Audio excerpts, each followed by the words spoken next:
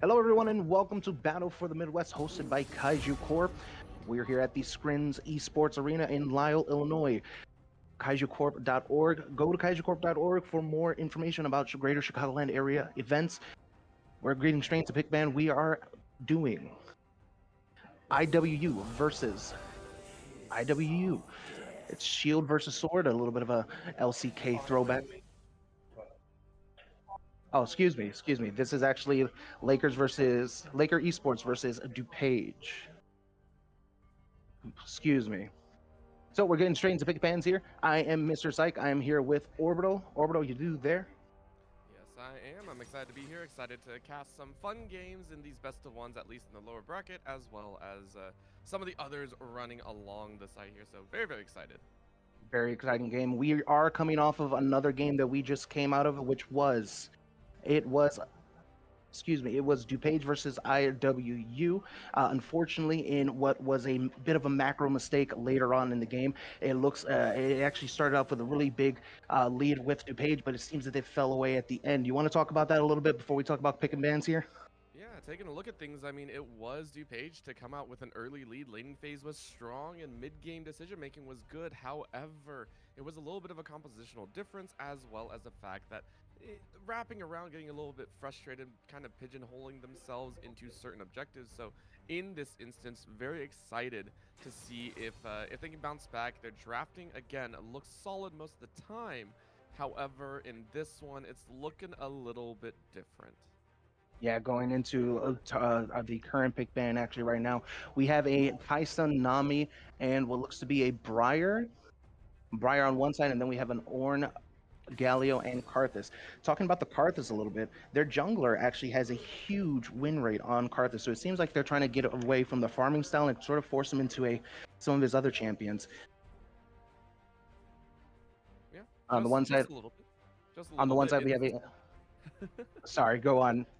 It's all right. It's just taking a look at things. I mean, you love specialty picks, but right now it's a little bit of a difference. RU are getting a lot out of this right now. The Cassante, the Ashe, the Amelia are all high priority picks, and in this current meta, they're a lot stronger. The team fight in the mid to late game is going to be very, very dangerous. So for DPG, looking at them, they're still looking at that early game. They're looking to try and get those roots down and maybe take control with Aatrox Caitlyn. Kind of interested to see what the last few picks are. But speaking about some of the popular picks in the meta right now, talking about specifically Cassante in the top lane, we know that Cassante can get really tanky, can hold his own with a lot of 1v1s.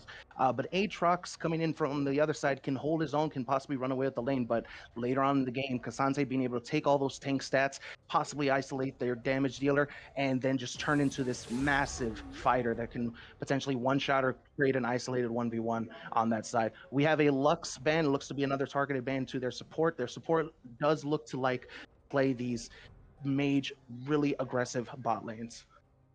And I think that's a think that's appropriate. Again, the understanding that a Caitlyn Lux lane is very, very dangerous is appropriate. However, at this current stance, I am worried about an engage support coming out here.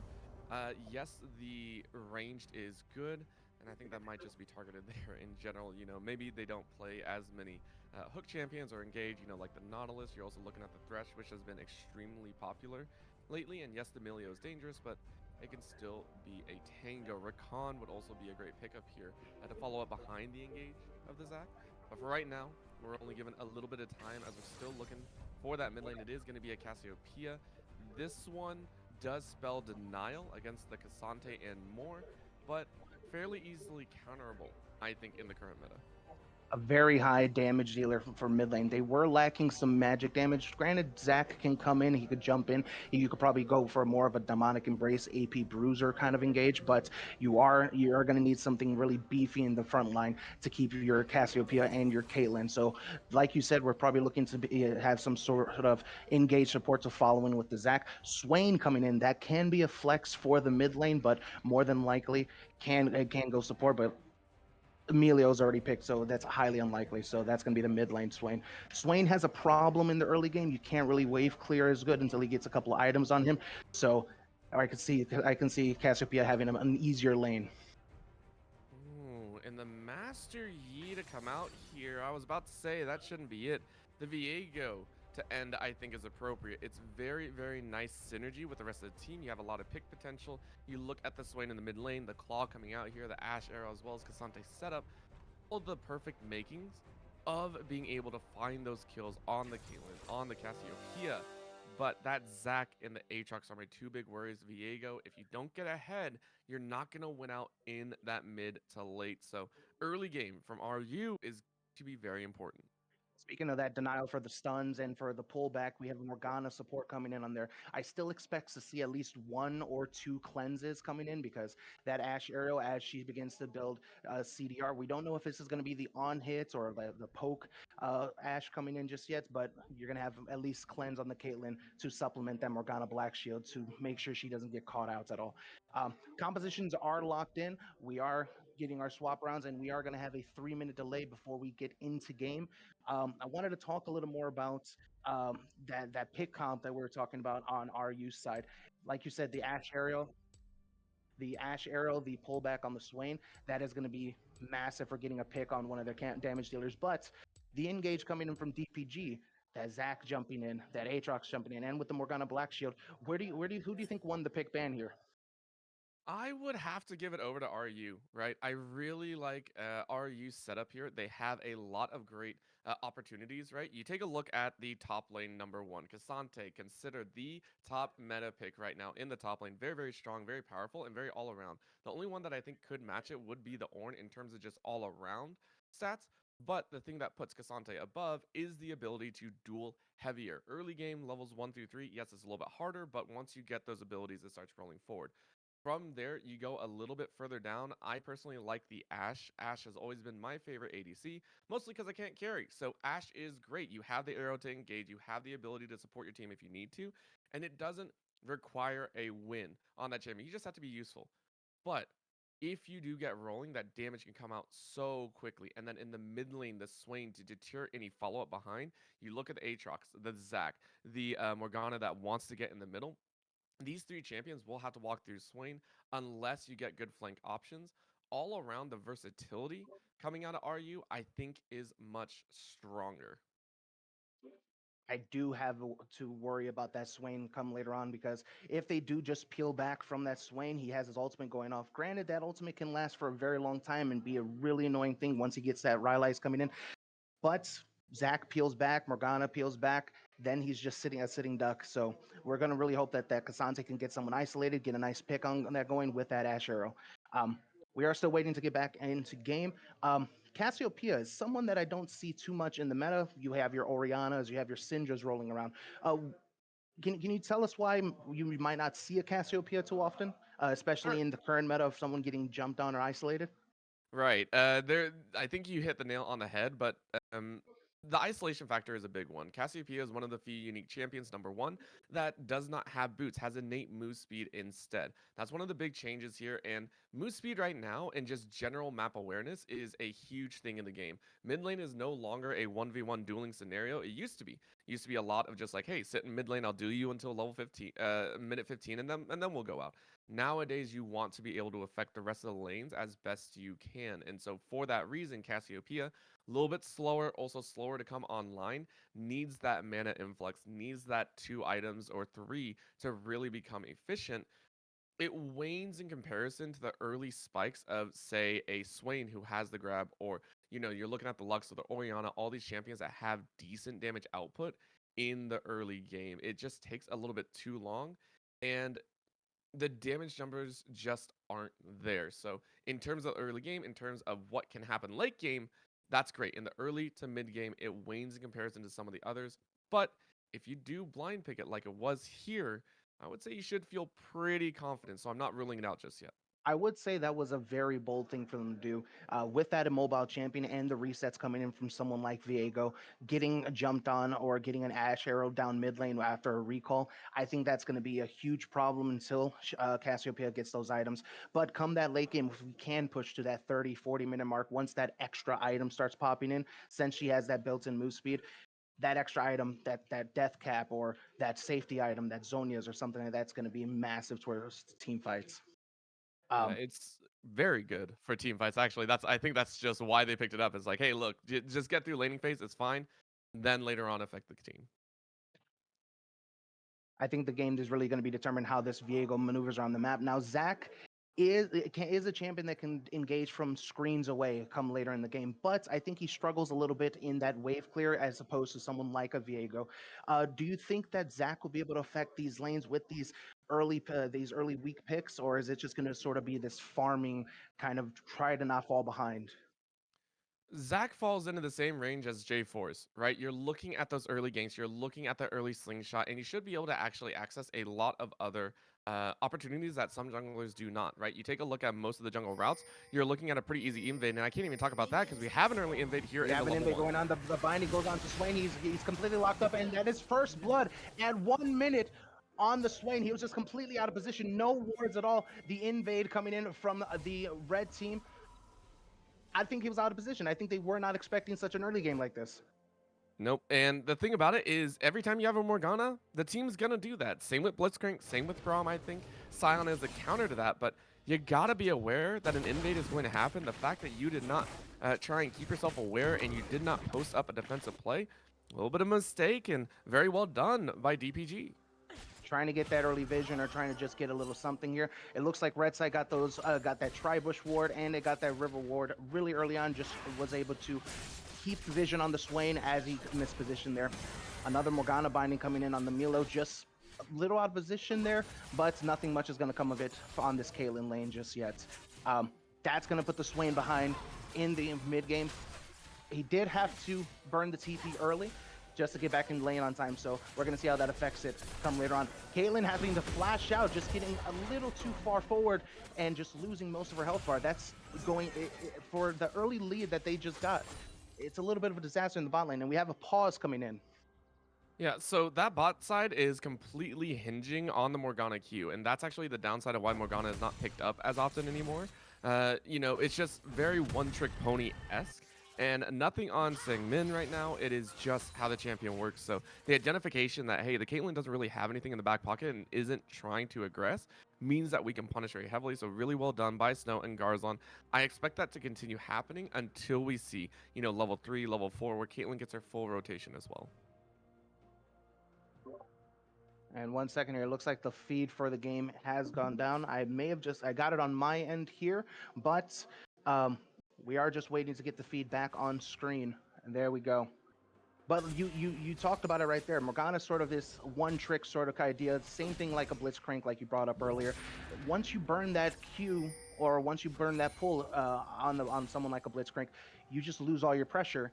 And what Caitlyn wants to do, she wants to pressure. She wants to sit there and push the lane and gain an early advantage that way. And this is, I mean, Just that pushing the flash hurts. goes down onto the Morgana. doesn't get the kill. She was able to pop her pots just early in time just to survive, but again, this bot lane is just getting absolutely blasted right now. Junglers are posturing right now. Viego coming in for a possible dive, charges up and flashes in, gets the first blood. Not the first blood on the Morgana, gets the second kill. A double kill on the Viego. He does die to tower, gives Caitlyn a little bit of gold back, but that is massive comes for the Viego there. Aatrox getting a little aggressive in the top lane, but it's an absolute disaster down in the bot lane. After gaining that first blood, it looks like they're just losing it in the bot lane right here and now. That came specifically from the fact that Dream and Seungmin do not have agency in this lane. Again, you already saw Garzon and Snow identify this is a weak lane that we can punish. Because of that, you should see Intra continuously being in this bot lane. Gonna have to interrupt you again. Zach jumping in on the mid lane and gets a return kill onto the Swain. Swain did not burn flash earlier, but apparently he just decided to keep it again. Coming in from that from the vision there and just jumps on him. That's the engage that we were talking about earlier they can get from Zach. You can just jump in from out of screen.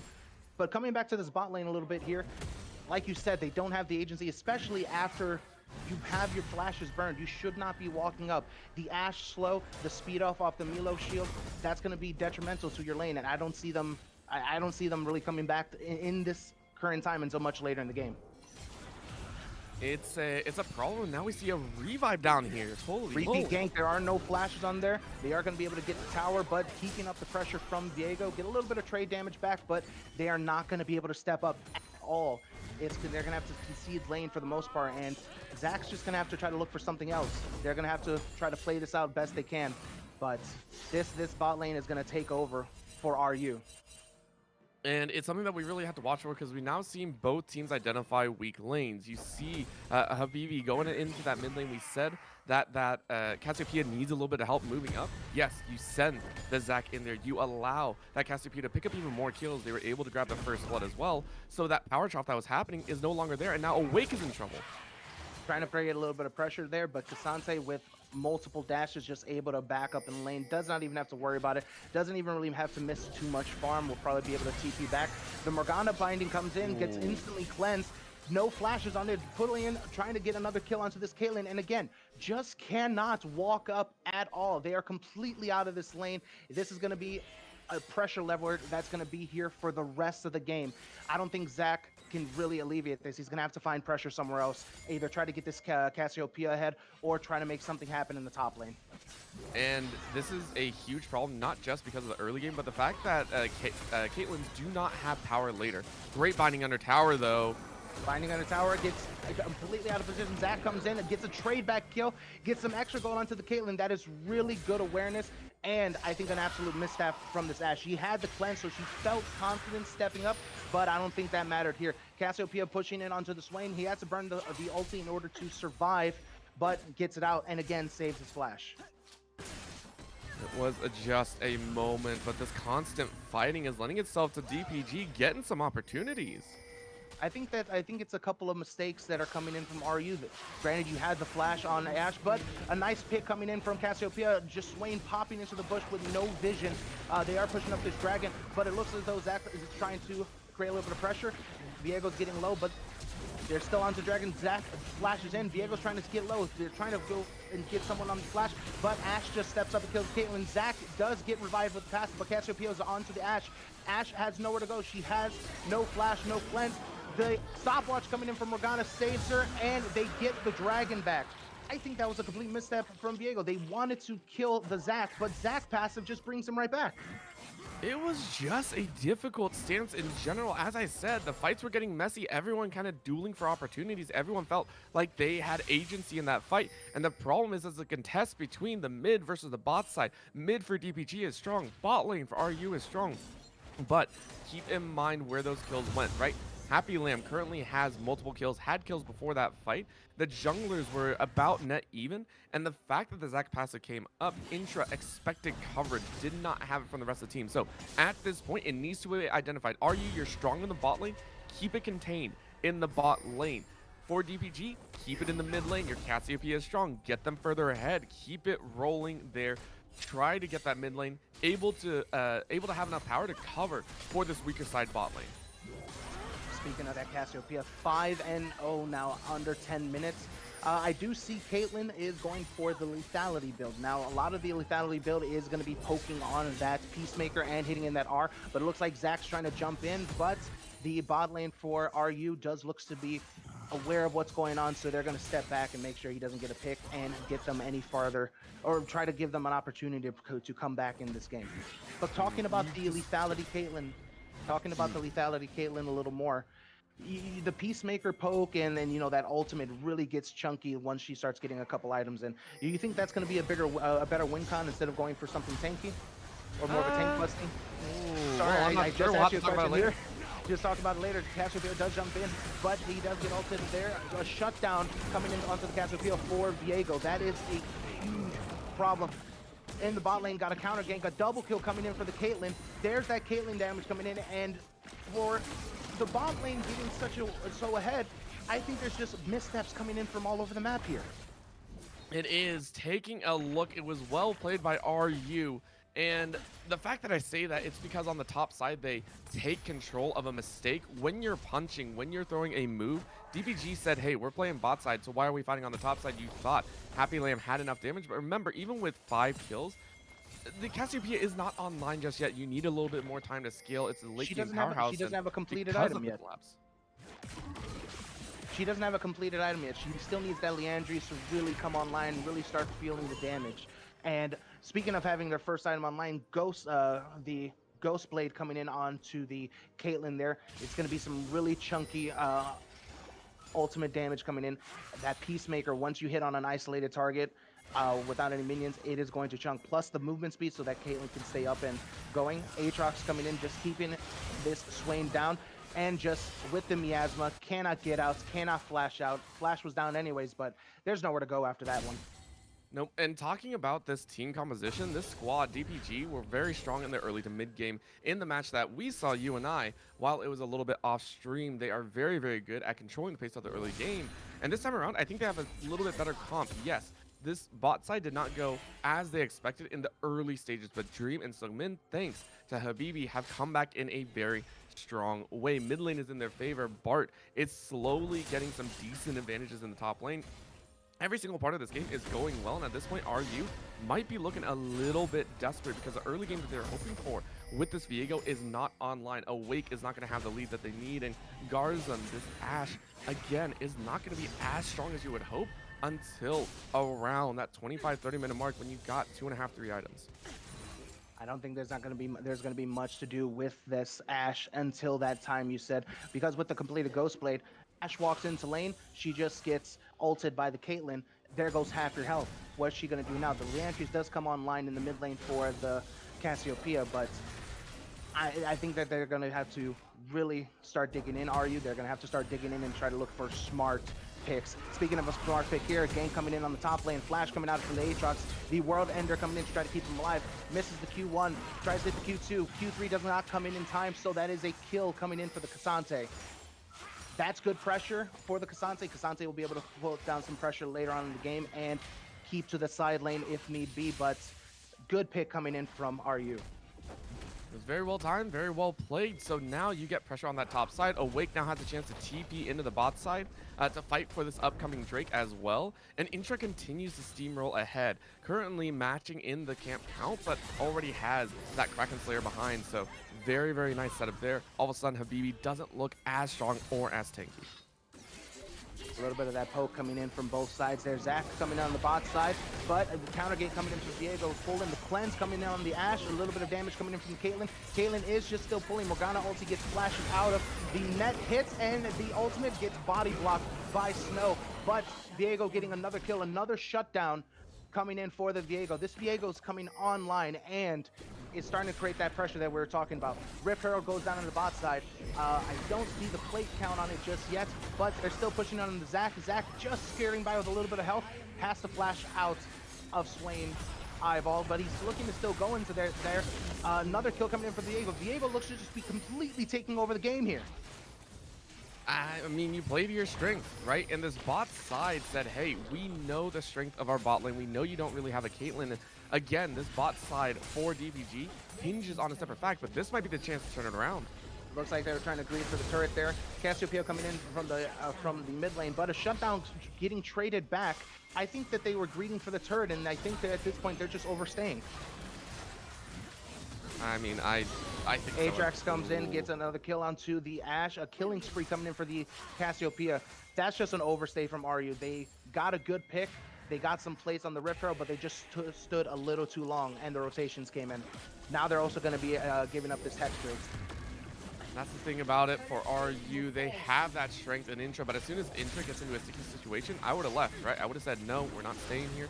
DPG counteracts beautifully, and again, their power is in almost this this strong arm, this haymaker blow. You have a lot of upfront damage in that Caitlyn, in that Morgana, but the sustained damage is a little bit rough until you get the likes of Happy Lamb in there. So that's really what you're looking for. RU needs to start playing around this, and Intra going for a little bit squishier build at the time is not going to have that sustain that, you know, previous Viegos would usually have. Not only that, High is getting jumped on.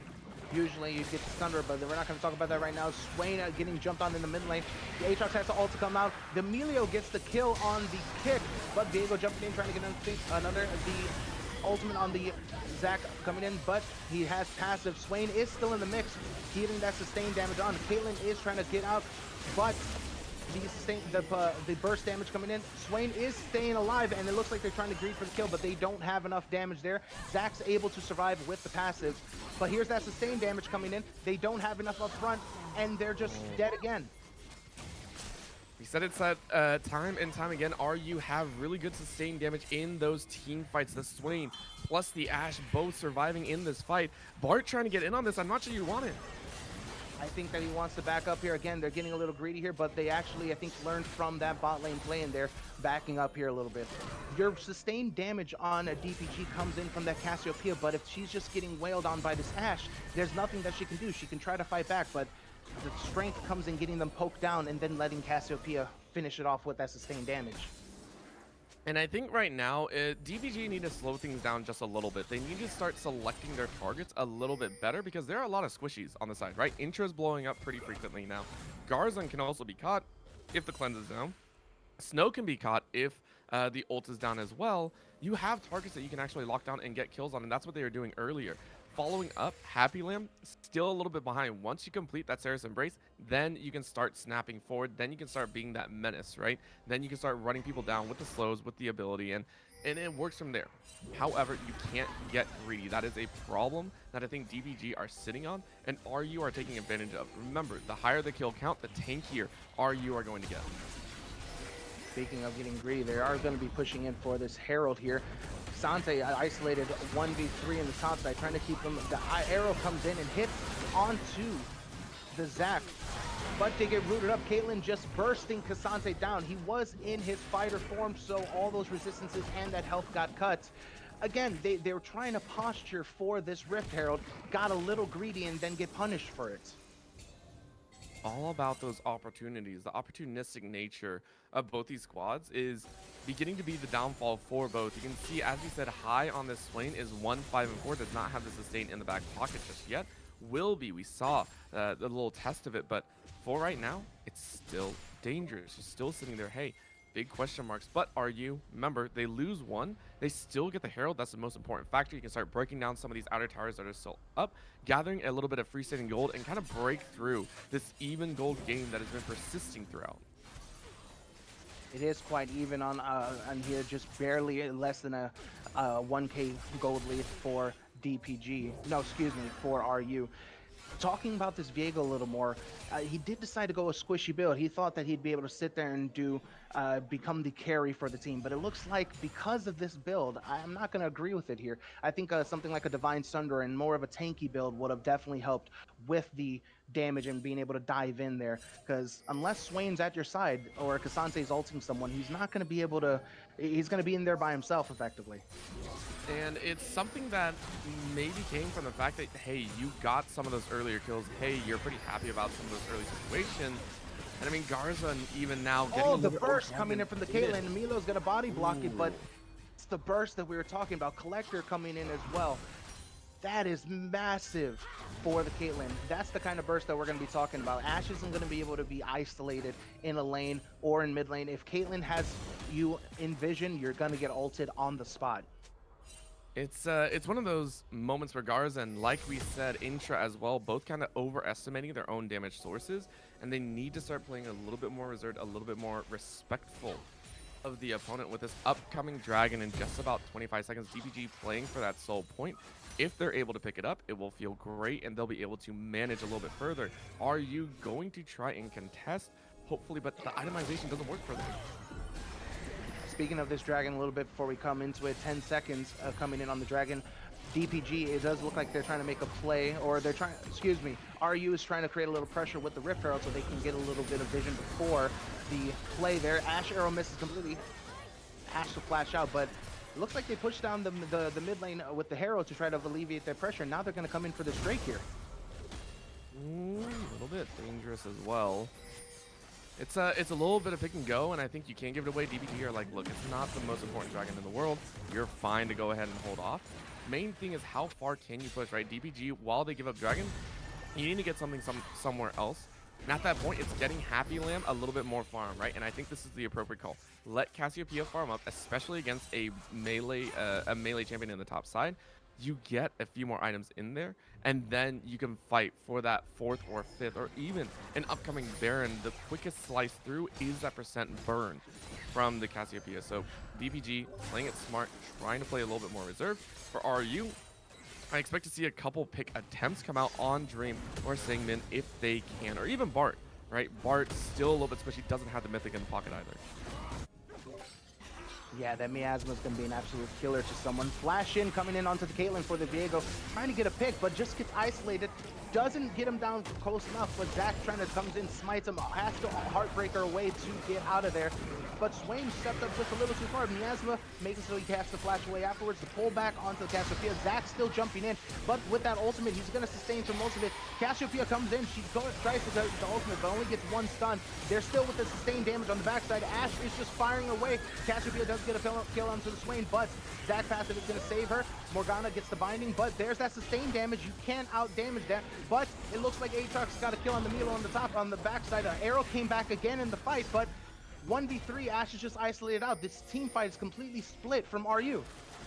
And that's how you deal with sustain with the bulk composition of RU. I said that they're strong. I said that the champions are good, but individually, DPG picking them apart. And that's what you want to do with kind of this burst damage output. You don't fight in their face all the time. Once your cooldowns are up, or once your abilities are on cooldown, go ahead.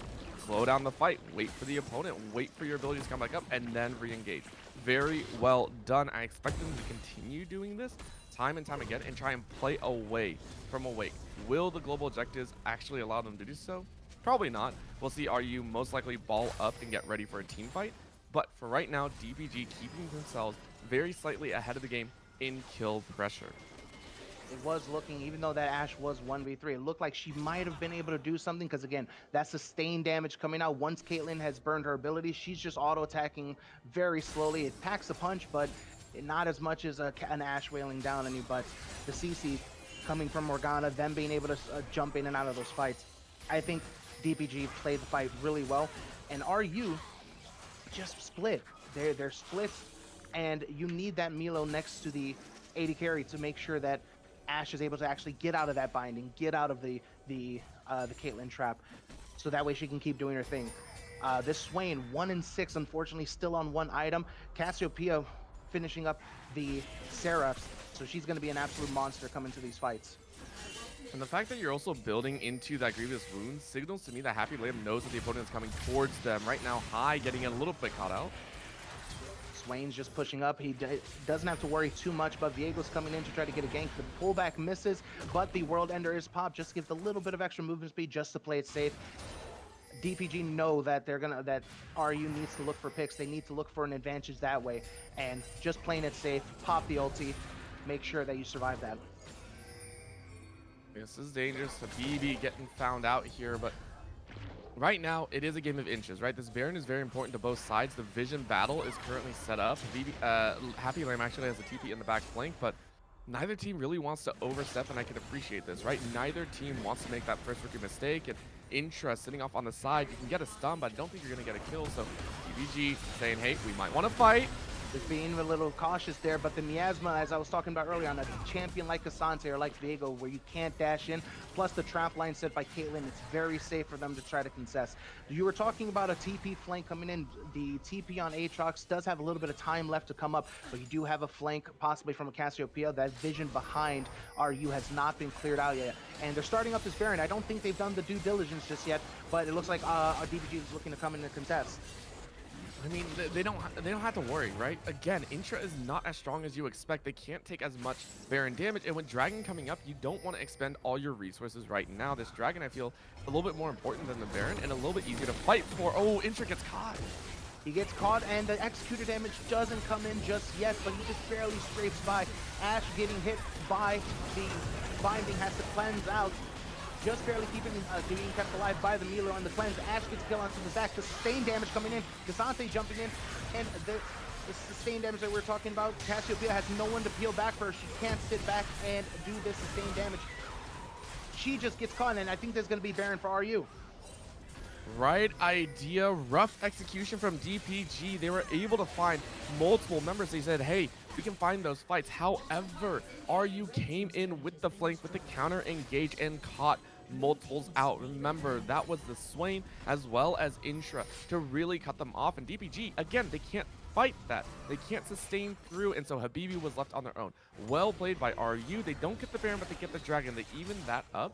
And again, a little extra damage on the back end when you're a little bit lower. DPG have to go back, lick their wounds, and they really need to start rotating Happy Lamb into the team fights multiple times. We're seeing BB Dream try and get a chunk out, try and get a little bit of damage behind Habibi. Those aren't the main carries anymore. Start to shift your focus of how you want to play these fights by putting emphasis on Happy Lamb and Bart. They did have to peel back. They were worried about the Aatrox coming in and possibly cleaning up the fight, but they got this Dragon here, 2 and 2 in Dragons. Talking about this Chem Soul a little bit, you get a little extra healing, a little extra shielding.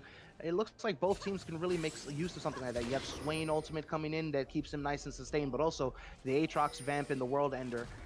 What team do you think is going to make better use of this Chem Drake if it actually gets brought up? I was asking a question, but it looks like Viego's getting isolated out. That's going to be half his health right there. Has the Heartbreaker out. World Ender coming in to try to chase and dive this undeterred. They have the Cassiopeia, but the Cassiopeia sustained damage isn't doing much to Cassante, and it looks like they're going to back up for now. And that's what we were talking about. This duo right here needs to be the main focus, and they're going to keep going. They are keeping going. They don't have vision into that bush right there. Cassante possibly pushing up a little bit, but it does look like they're going to use this opportunity to start up that Baron. Right now, Viego is still in base, had to recall because of the damage that he took. Pullback doesn't go through on the Cassiopeia because of the Black Shield. Viego isn't full health, but he does have Flash. They're keeping on it right now. They're pushing into the mid lane. There looks like they might try to just concede the Baron and push in for inhib. Right now, Aatrox had to flash away because of the Swain ulti, but it does still look like it's 1v2 right now. He does not have Heartbreaker to get in, but Swain just kind of throws his life away. He goes in and trades it, and he's able to steal the Baron. 1v5. Cassante does jump in. It looks like he's going to give his life, but they are still pushing into the mid lane right now. No. They have to recall. They do not have Baron recall right now. They are pushing into the base a couple seconds in. One Nexus tower's down, the other Nexus, they are wailing on the Nexus. Hit the Nexus, that's all 5 of them. Half health on the Nexus. Caitlyn does kill onto the Ashe. Milo's all by himself, but I think that was a good idea coming in from RU. That was a massive steal coming in from Viego there, and they had the right idea pushing. I think that was good decision making coming in from RU. RU, play the map. Snow should die here. It's fine. You got what you wanted, right? Number 1, you go ahead and fight around this Baron that DPG were quietly trying to take. And I say that quietly. It wasn't that quiet, right? You go ahead and follow up behind, and you're like, hey, we can fight this. We can cause some chaos because we had to push in the mid lane. DBG kind of buckled. They weren't sure exactly what they need to do. You saw Bart try and recall, hey, I gotta go back and defend the base. You try and go for 2 rabbits at the same time, and the Eagle almost loses both. You lost the Baron, you lose multiple towers, you have an open Nexus now, and RU are in prime position to do whatever the heck they want. They can push top, they can push bot, they can fight for the Slapcoming Dragon. They can do anything and everything as long as they don't Bro, a massive team fight or anything of the sort. Very clean decision making coming in from RU. I have to give it to this Swain here. I have to give it to High here. Playing the roles properly, just delaying as much and getting as much damage in that 2v5 situation there. And have to give it to Intra on the Viego, jumping in at the last second and doing really well to get that coin flip on the Baron there. Complete shift in tone now. RU with a great macro play. Now you have super minions pushing in from the mid lane. They're going to constantly have to do and keep an eye on that there. And it looks like they're gathering up on this bot lane to make use of that pressure to siege onto that tower there. As it stands right now, 50 seconds coming on the Drake. I don't think that's going to be their target here. I think that's going to be one of those inhibs there.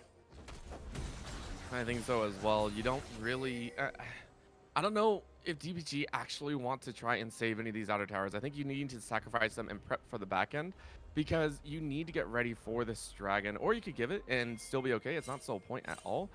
But right now, funneling that gold into Dream or Bart, I think is appropriate. You can take a look, 3 items fully completed by Happy Lamb.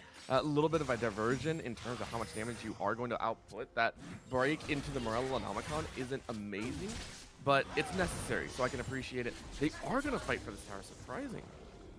They're going to try to keep that mid lane pressure pushing in. Someone's going to have to respond to those super minions eventually. Talking about that Morellonomicon, you do have the sustain coming in from the Swain. You do have the sustain coming in once he goes into fighter form for the Cassante. But you are going to lack that damage. You don't have that Void Staff. You don't have that Rabadon. But Aatrox pushing up just a little too far.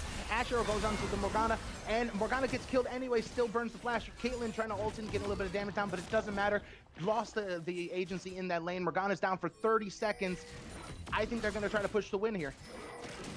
I think they can, right? You look at it, I think they can go ahead and kind of fight their way forward. Maybe not for the end, it's just a Morgana, but if you find one more, I think it's over.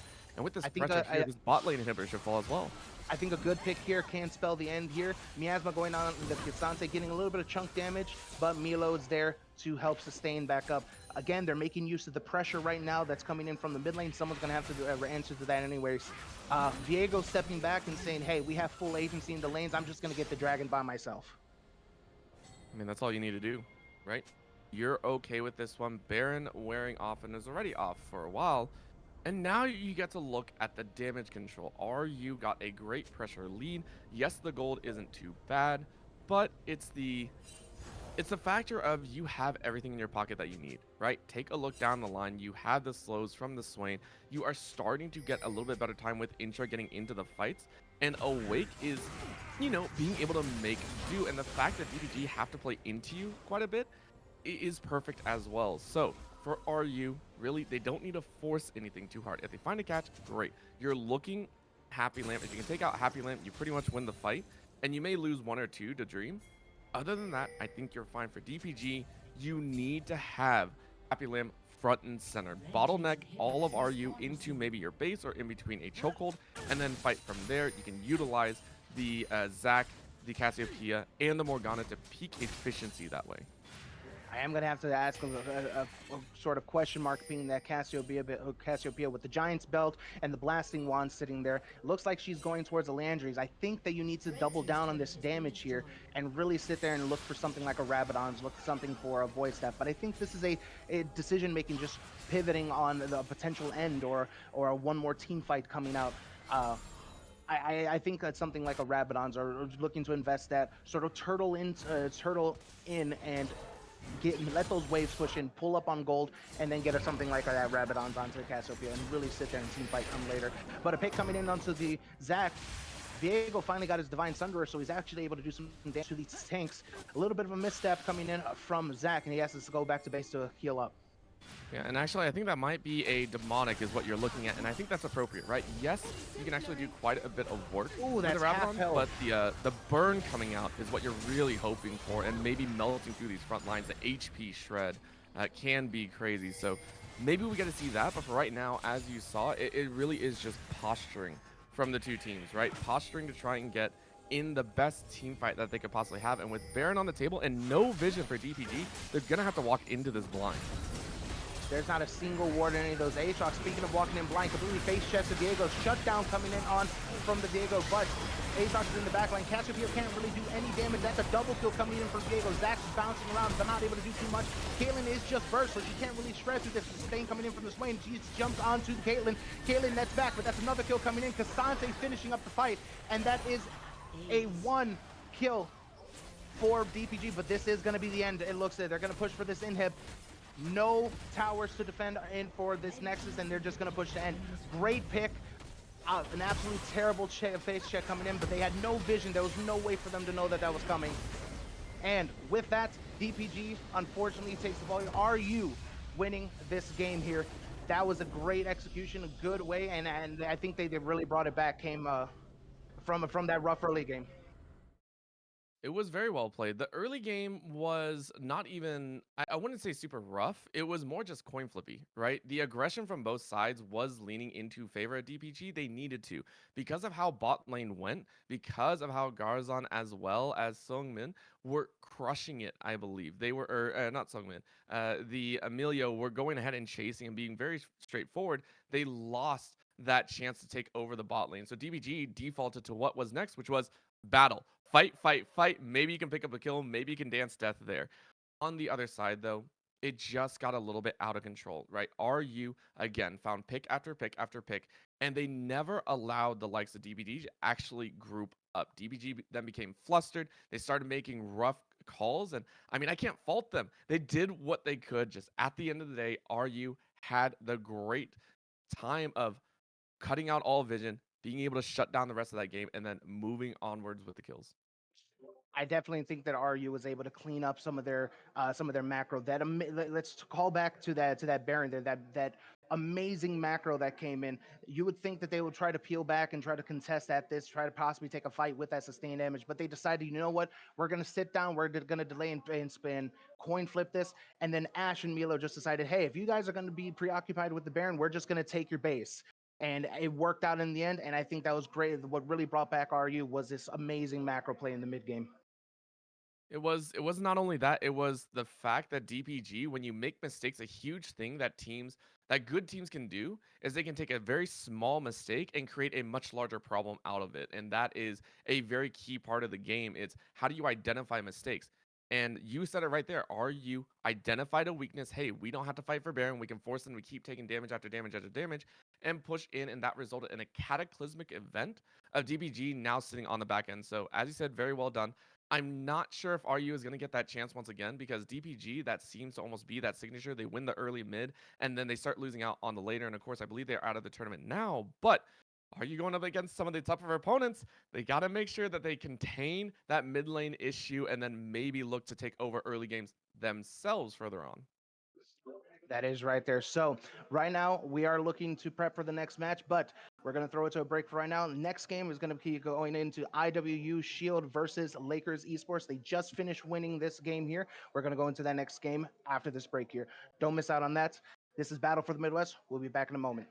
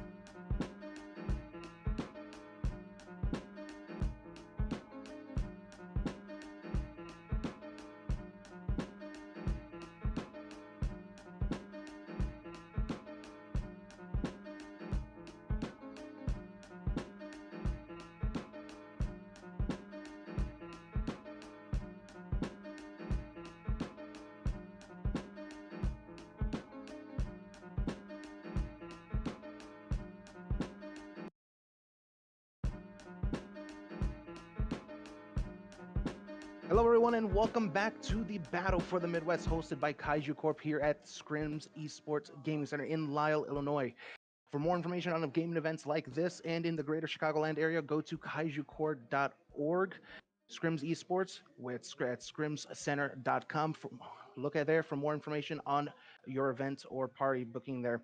We're going into another best of three here again with IWU Shield versus Lakers Esports. Pick bans did just conclude. We're just waiting right now, currently on the spectator delay. My name is Mr. Syke. I'll be guiding you through this game as it plays out. With pick bans currently on blue side, we have a Kasante Wukong Ziggs Vayne Milo, with red side being Aatrox, Ivern, Pantheon, Ashe, Shen. Right off the bat, that Pantheon looking to be a really aggressive mid lane against that Ziggs. Ziggs not very mobile in the mid lane, wants to wave clear, wants to scale up, and wants to poke out later in the game. We should be going into game very shortly here, but let's see where we are at. And here we are live into the game. Looks like they're going to be meeting in the top side here. Morgana binding, no, excuse me. The Ivern binding missing on the Wukong there. Getting a little bit of vision right now, waiting for the vision line to be set there. Ivern's going to want to invade early against someone like a Wukong. He can get away with an invade very easily. Just lay down the passive and smite away the camp, and he's on his way. Otherwise, nothing else cheeky coming in from either side here. Just setting up the line of scrimmage on the mid lane, getting a little bit of vision in the top side for the red side IWU coming in. Excuse me, not IWU. Red team just coming in and getting a little bit of vision, just playing it safe for the early side here.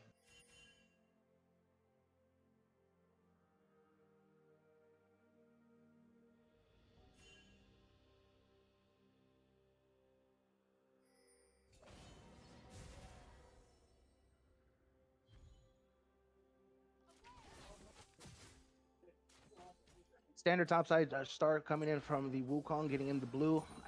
May have not been seen on the vision there, but Ivern's going to be pathing from that bot side towards the top there. He was spotted on a ward that was placed down by RU earlier, so they're going to see that he's coming there. Topside starts probably there to stop any sort of invade coming in from that Ivern there. No major pushes coming in. Ziggs is going to be on the back pedal just from the all-in that's coming in from someone like Pantheon there. Conqueror coming in on the Pantheon, so he's not looking for early burst just yet, more of a sustained kind of damage there. TP on the Ziggs, he's going to be able to push out the lane and get back into lane fairly quickly there.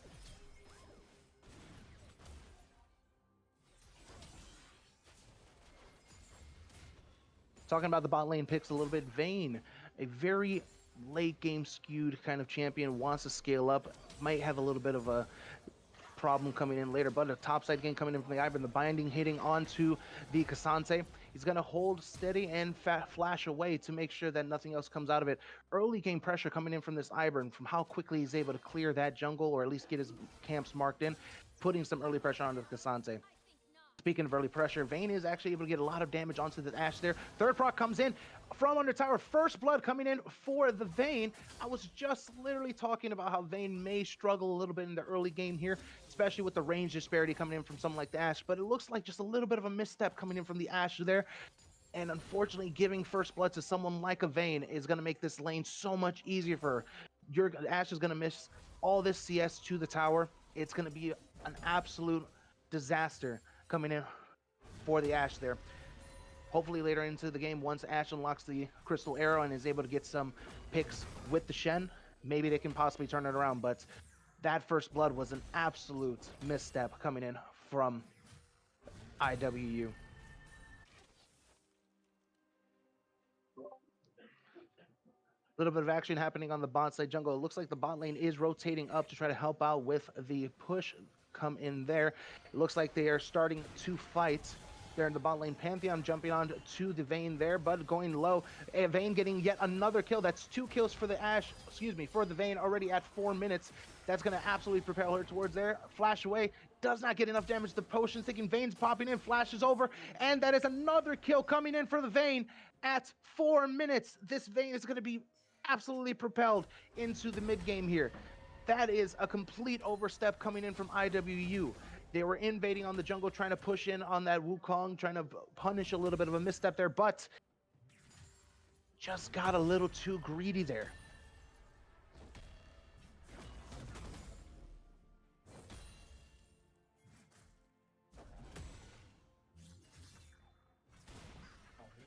Three kills coming into the Vayne there.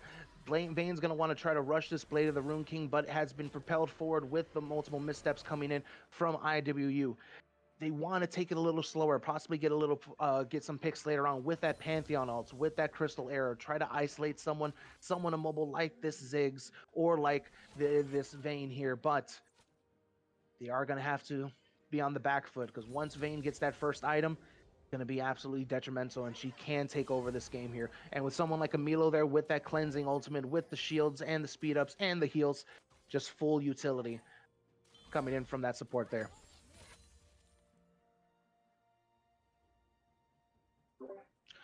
Now with a little bit of slowdown in the action there, talking about the compositions yet again. Again, looking toward that Pantheon in the mid lane, a little bit of a CS lead starting to build in the mid and top side for IWU. Their lanes are able to play a little more aggressive, had a little more agency in the beginning, but with bot lane running away with it on RU, is not going to be able to make use of that agency here. They are taking the time here to actually push in for the dragon there. Doesn't look like RU is going to contest at this time. They are actually going to push up here, but poke from the Ashe might deter them a little bit. With the bushes there, Pantheon comes in with the ultimate. He has to use his abilities immediately to make sure he doesn't get bursted down. Cleanse coming away from the Vayne and tumbles away. Didn't actually get stunned, but just tried to use preemptively. Bomb coming in, pushing back the Shen. Shen is able to dash away. The burst coming in, able to get the dragon there, but does give up her life in the meantime. They are going to push in further. Another kill onto the Vayne, for a rampage. 4 kills already. They are able to scrape by just with the bare minimum health there. IWU able to get the dragon there, but giving up even more. Ivern being cheeky and trying to push in there, but Wukong did just decide to fight it there, and he had to flash out. I don't understand why you would want to push over, but I guess he thought that he maybe can take it with the backup that he had there. Bit of a trade happening in the top lane. K'Sante using the all-out to bring Aatrox really low down there, but just backs, not going to push anything more. This top lane is going to push towards K'Sante, so it puts him in a good position to catch back up. CS looking relatively even there. I'm going to have to question the overstep that came in from IWU with this Vayne getting even further fed halfway towards a completed item there before the 10-minute mark. They're going to have to sit there and they're going to have to really focus on trying to keep her down and keep her behind.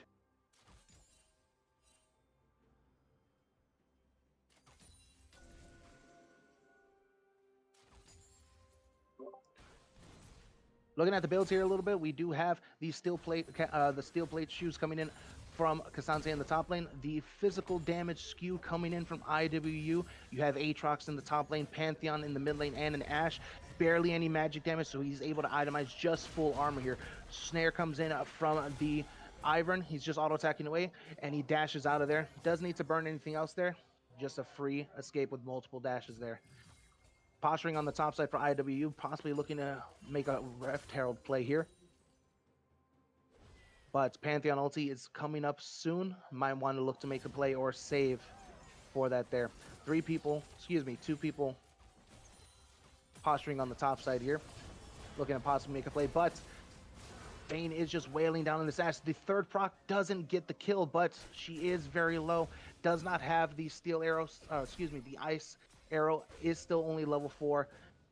Meanwhile, this Vayne and this Milo are going to continue taking over this lane. Ashe has no way to step up at this time here. More trades happening in the top side. Aatrox does have a lot of agency in this lane, is able to take these fights and sustain back up with his passive there. Dash and taunt coming in under turret. Doesn't actually get him fully under turret there, but does get a little bit of damage down. But again, cannot fight this Vayne right now.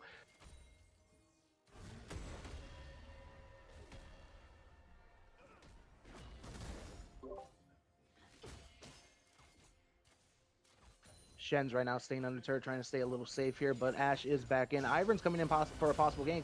Taunt comes in. The Pantheon ulti comes in to try to break her down, and then it's a shutdown, 800 gold onto the Pantheon. That is a very good pick. That is what we were talking about earlier. With the Pantheon ulti, with the Shen, able to look for something isolated, look for a pick there, and it looks like without the cleanse just barely coming back up right now for the Vayne. So really well timed from IWU. Bomb coming in from the Ziggs completely goes wide, but it was more of a message, I think, just sending. Pantheon is still pushing forward onto this Wukong, maybe trying to get a little more there, but they're going to back up a little bit. Really good pick coming in. Some good gold being put onto the Pantheon, and that's what they're going to look to do with this Vayne. Try to shut her down with these picks. Try to look where she oversteps, and when that cleanse is still down. Jump onto the Ziggs there. That is some good burst damage, but Ziggs answers back with a good amount of damage of his own. With the Ivern shielding, able to stay in lane just a little bit longer there.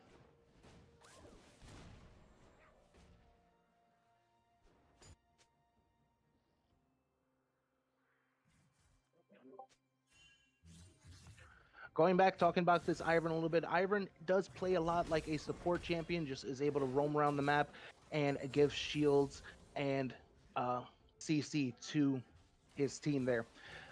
Wukong right now posturing for a dive here. Tries to take aggro, but the Shen block is able to make sure he doesn't take aggro. The dash does miss. They are wailing on there, but it looks like they kind of funged the dive a little bit there.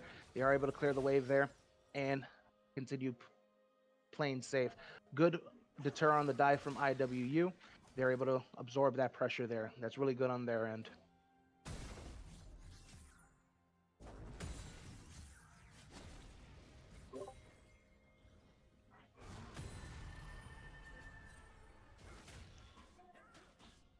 BP bot lane coming in from Ziggs, just trying to clear the wave and prep for this dragon that is coming up. Wukong does look to be starting up the dragon right now.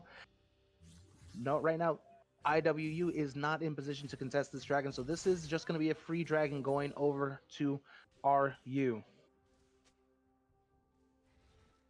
TP coming into the top side for K'Sante, so it does not look like they're expecting any sort of contest right now for that dragon there. So, dragon is going to go down shortly.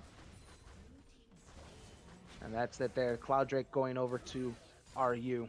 It's a little bit of additional movement speed. That's good for kiting back and good for the chase down coming in from the Vayne there. First item coming in from the Vayne is actually not the Blade of the Rune King.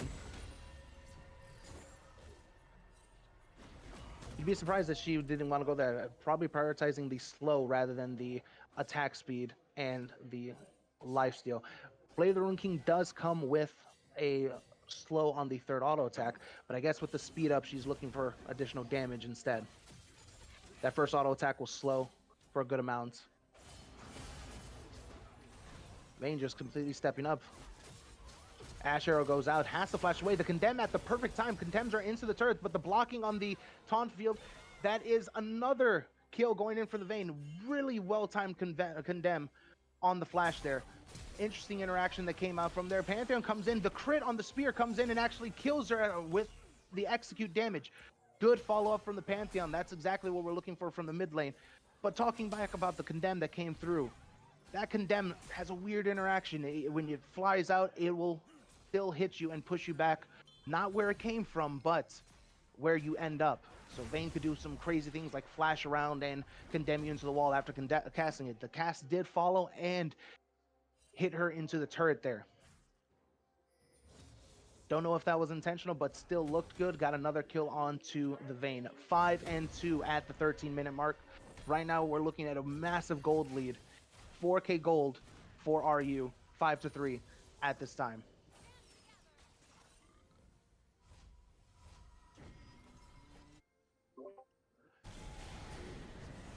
Rift Herald coming out from RU right now, trying to finish off this bot lane tower. It looks like they're trying to protect it a little bit, but they don't have the resources to do so. Just going to take out the Rift Herald for now. Wukong jumping in a little bit on the Ivern here, but just posturing. Nothing more going to come out of it.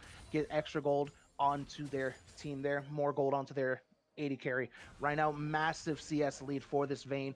Going to keep dominating the game, and she's only going to get more of a problem as the game goes on. Wukong ulti coming in, knocking up multiple people. Daisy coming in. The second part of the Wukong ulti comes in. And Ivern is out of position, has no way of coming back. That's yet another kill given over to the Vayne. 6 kills. Ivern, once he uses his snare or anything, he has no other mobility that he can worry about. He is completely caught out. And with that flash just barely coming up now, there's no way that he was able to get out of there. No way he was going to get saved from that situation.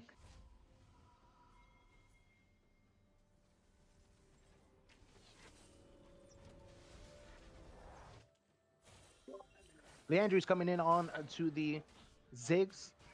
Ziggs able to poke down, able to keep people at a distance with his bombs, and able to wave clear very safely. So he's able to absorb some pressure from them pushing in the waves and not get caught out from the Pantheon ulti there. Another interesting interaction is that Ziggs is able to push towers very, very...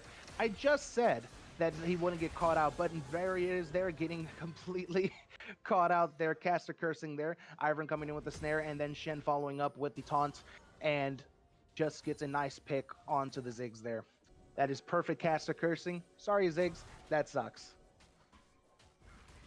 But talking about Ziggs a little more there, able to do a lot of damage very quickly to turrets, and is actually able to execute the turrets. Hit the scuttle!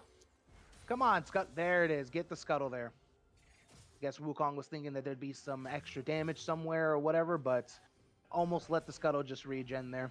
Ziggs TPing back into mid lane, trying to absorb a little bit of the pressure. Gave away a kill there, got caught out, unfortunately. But still has flash for the next time, as it was just barely coming up as he was getting jumped on.